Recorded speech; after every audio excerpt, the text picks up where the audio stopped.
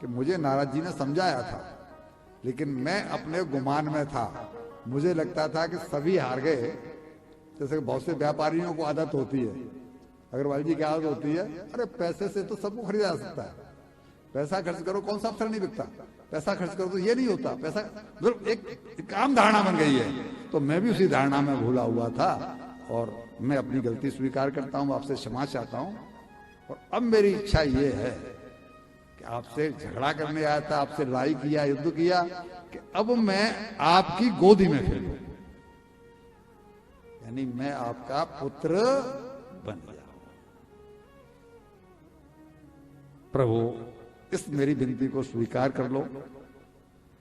तब भगवान ने उसका भाव देख करके तथास्तु का है, और आगे जाकर के यही कामधेन जो शाम को आज विवाह होगा, ये बहुरानी रुक्मिणी बनेगी, और उस रुक्मिणी से पुत्र जो पैदा हुआ है उसका नाम हुआ है प्रद्युम्न।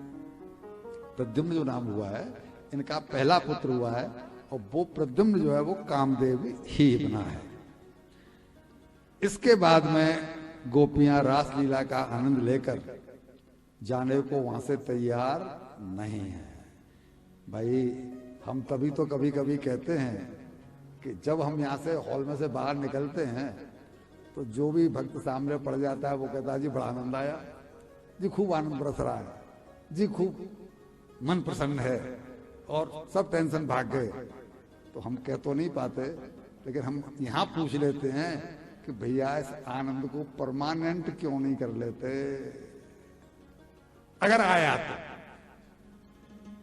हमारा प्रश्न ये है, आलू की सब्जी पसंद है तो हम हर दूसरे तीसरे दिन आलू की सब्जी खाते नहीं खाते?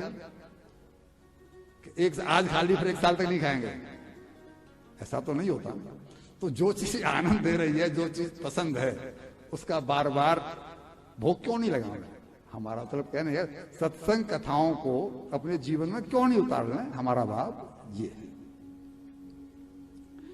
तो जब जाने को तैयार नहीं हुई तो भगवान ने उनसे आग्रह किया कि ये मैंने तुम्हें पत्नी रूप में अपना लिया, तुम्हें धन्यता प्रदान कर दी, अब तुम्हें अगला जन्म नहीं लेना पड़ेगा। मुझसे मिलने के बाद में जीव का फिर पुनर्जन्म नहीं होता, लेकिन अब तुम जाओ। क्यों?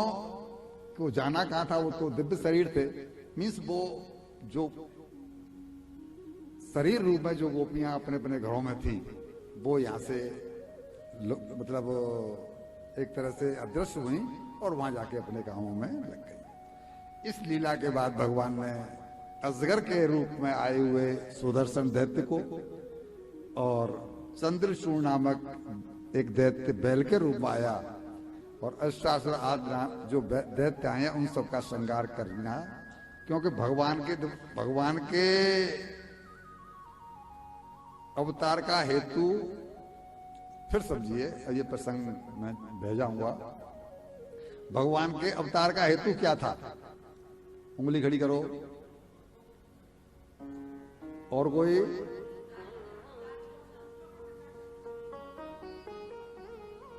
भक्तों को सुख देना तो लिमिटेड थे, कितने भक्तों को सुख दिया है, ब्रज में आए हैं उनका कर्जा चुका, लेकिन अवतार का हेतु तो पृथ्वी, और जब ब्रह्मा जी को लेकर पहुंचे हैं तो पृथ्वी का भार हल्का करना था।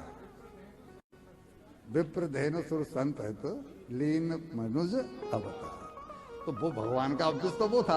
अब उनकी दृष्टि ये है कि यहाँ तो गोपियां मेरा पीछा ही नहीं छोड़ रही हैं, मतलब इतना प्रेम बरस रहा है तो कौन पीछा छोड़ेगा।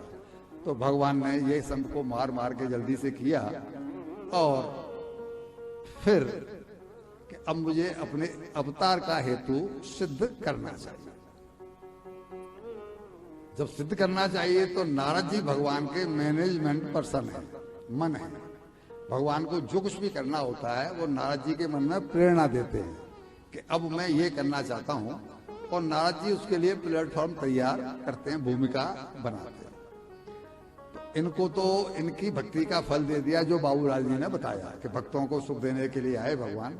तो इनका जो कर्जा था, जब ये मिथिलानियां थी, सीता जी के विवाह के लिए जब भगवान गए थे तो वहां पर मोहित हुई थी, अयोध्या की ये उनकी जो युवती थी वो थी, संत महात्मा थे, देव देवियां थे, इनको तो सुख दिया।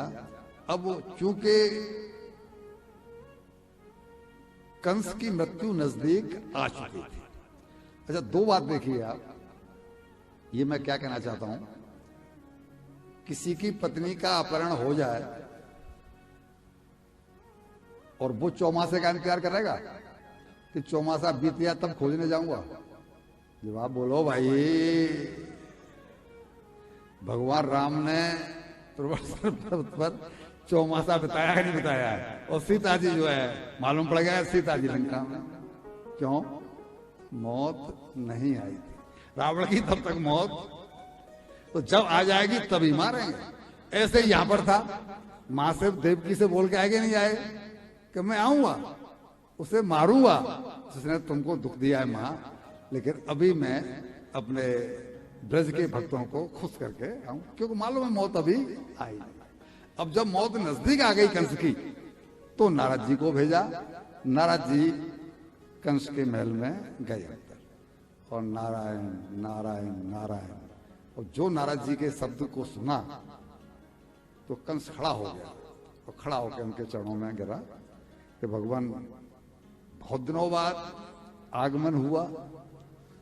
तो नारद जी कहते हैं कि तेरे पास जल्दी आके क्या फायदा है, क्या गलती हुई भगवान? बोले मैं तेरे पास 18-20 साल पहले भी आया था, जो बताया था मैं बच्चों को मरवाया था, भड़का दिया था ना फ्लावर दिखा करके, लेकिन मैं तुझे बोल के गया था कि ब्रज में जन्म ले चुके हैं वो, और तू जो कोशिश कर सकता हो तो कर ले, पीछे देर हो जाएगी, लेकिन तुझसे कुछ करता है नहीं बना, तू कुछ कर नहीं पाया। फिर एक बार तुझे मैं सावधान करने के लिए आया हूं, ये बताने के लिए आया हूं, क्यों कि मैं तुम्हारा तेरा शुभ चिंतक,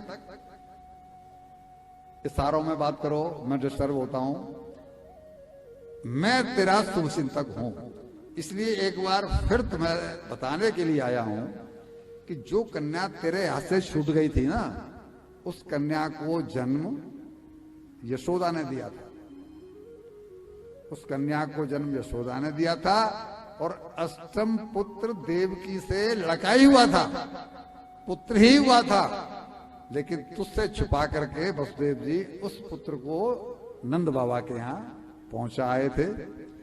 यशोदाया सुताम कन्या, यशोदा की जो है सुता वो कन्या थी, और देवक्या कृष्ण मेवच, जो देवकी ने जन्म दिया वही कृष्ण है। उसे रातों रात ही वहां पहुंचाए थे।